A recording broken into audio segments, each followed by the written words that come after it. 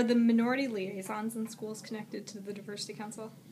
Yes and no.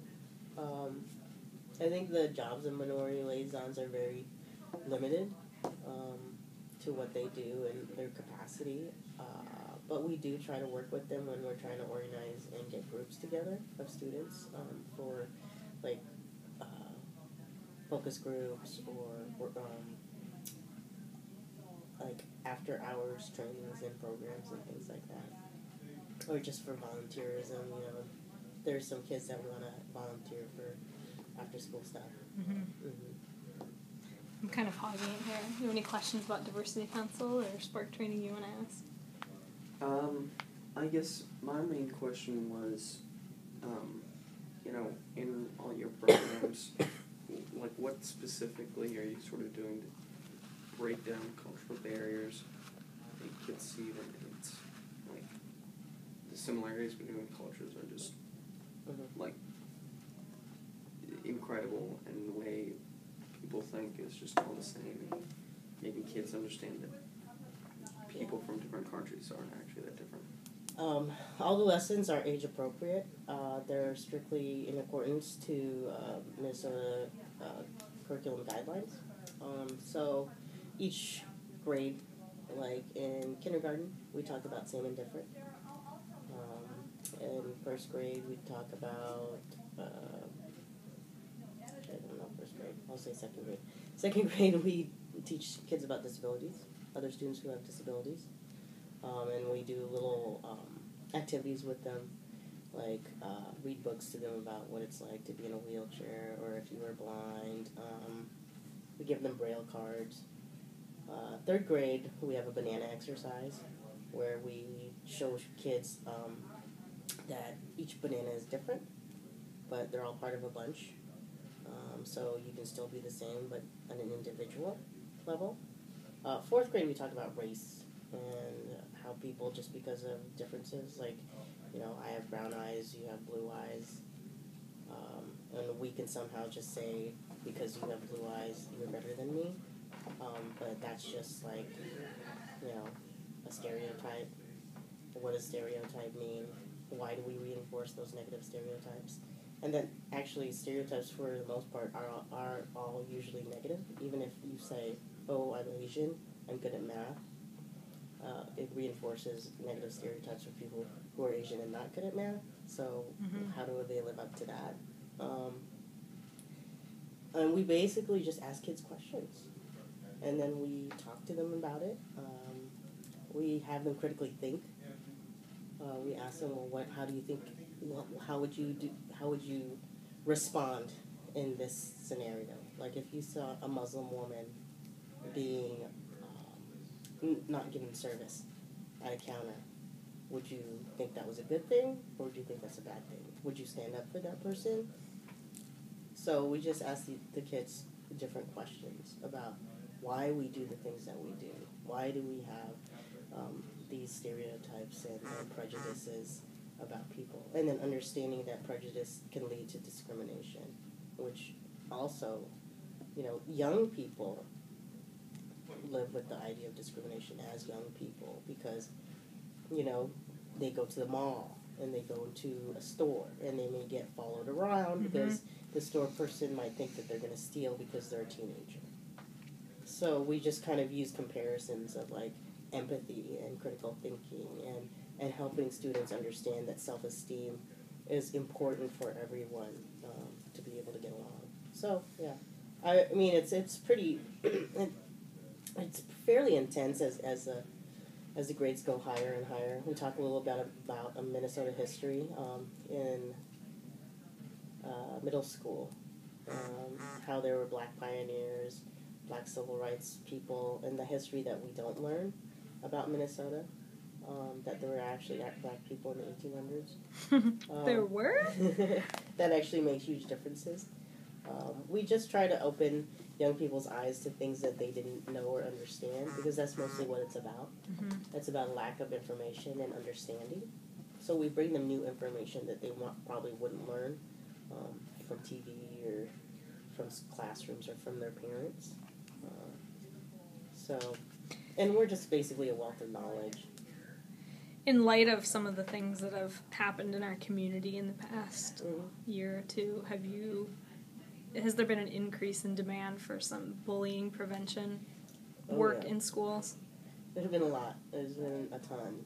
It's unfortunate that young people have to get to a point where their suicidal ideation or actual going through with suicide for adults to pay attention and do something about it.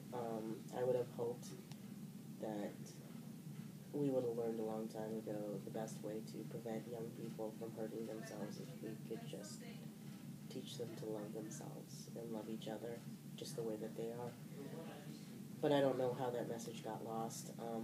We are kind of as a Western civilization, as a Western society, individualism, being separate and special, is touted as valued. Material goods are valued over people.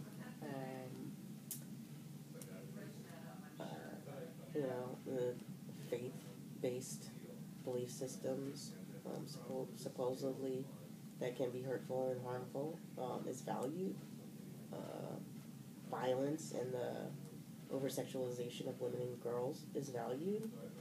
So those are things that we need to reassess about our value system as Americans.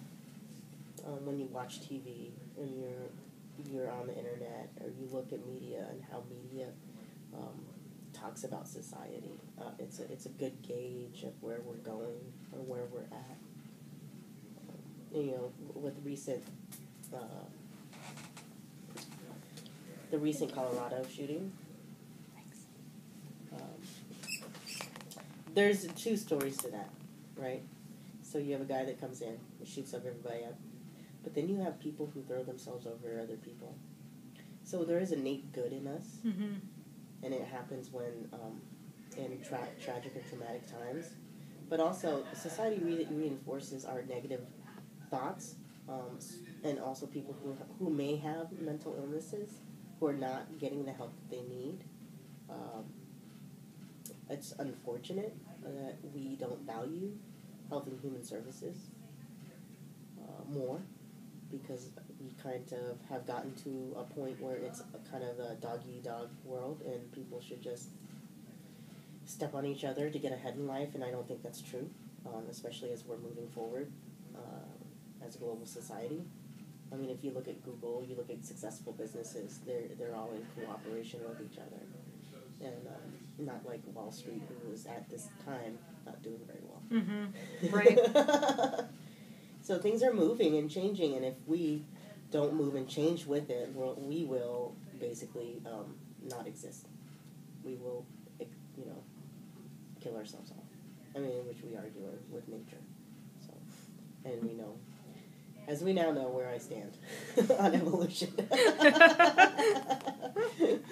No, but that's just kind of like philosophically, if you want to create a different type of a society, you have to look at the world in a different way, and not in the way that we've been looking at it, as during the Industrial Revolution.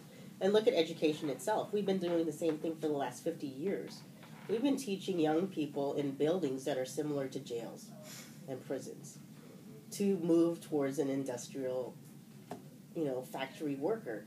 We don't have those anymore. Manufacturing doesn't exist anymore. Kids used to be able to go to vocations or college, but the types of vocations need a higher education now because it's all technology. So education isn't moving the way that society is moving.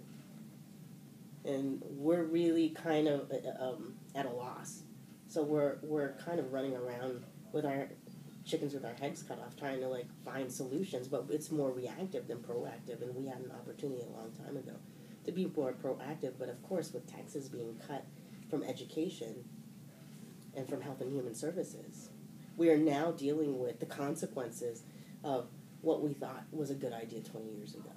That we need to just take care of ourselves individually, when it comes down to it, we need to take care of each other as a whole and support each other. And that's not an emphasis of education either. I mean, No. Not at all. That's the emphasis of education is skill and drill, pass the test, and then you're knowledgeable. If you can pass this test, then you're smart enough to move on, but, you know, we're lacking all of these other skills. Colleges, universities are actually contacting high schools and telling them that the students that they send to college are ill-prepared. Mm-hmm.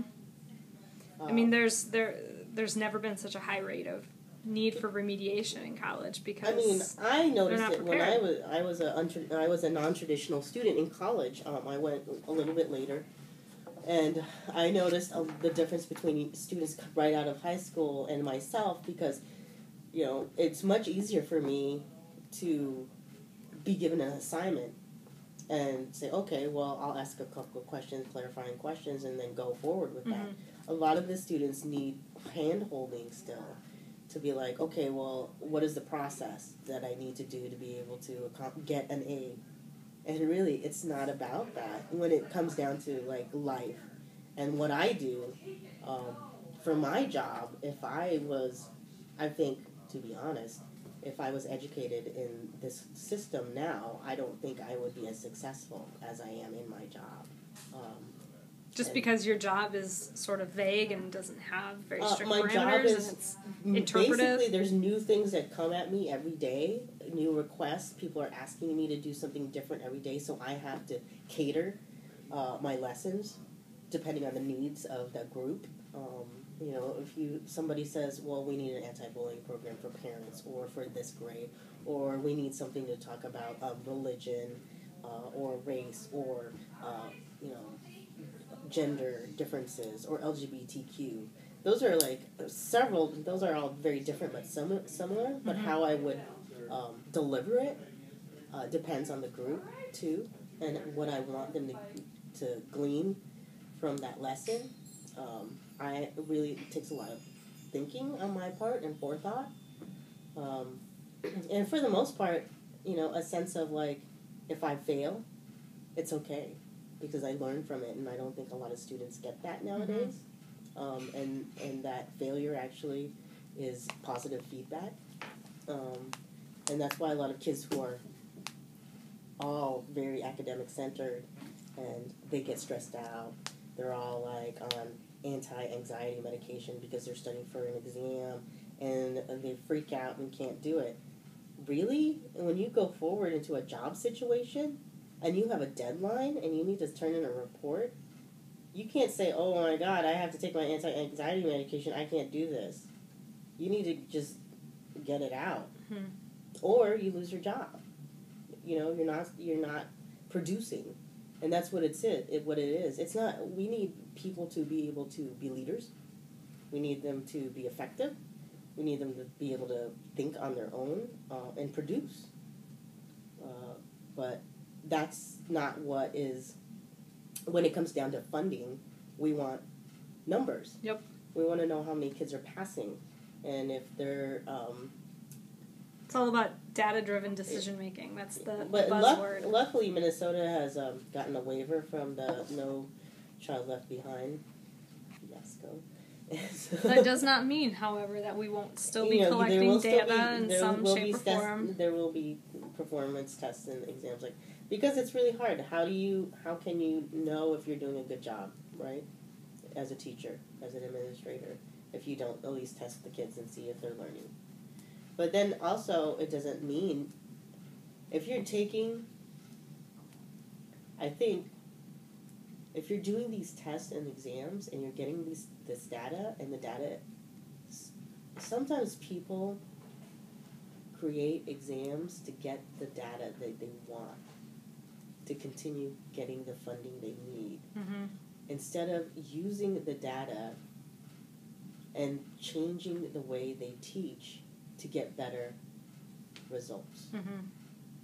So it's okay if you get bad data, because then you know that you're not doing what you're supposed to be doing. But if you ever get bad data, especially as a district, you're not going to get the funding.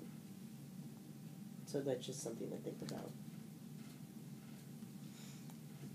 Any more questions you'd like to ask? So when immigrants moved to Rochester, I don't know if today Mercy Hansel is any part of this, but when immigrants moved to Rochester, especially if they don't speak English, Mhm. there's this whole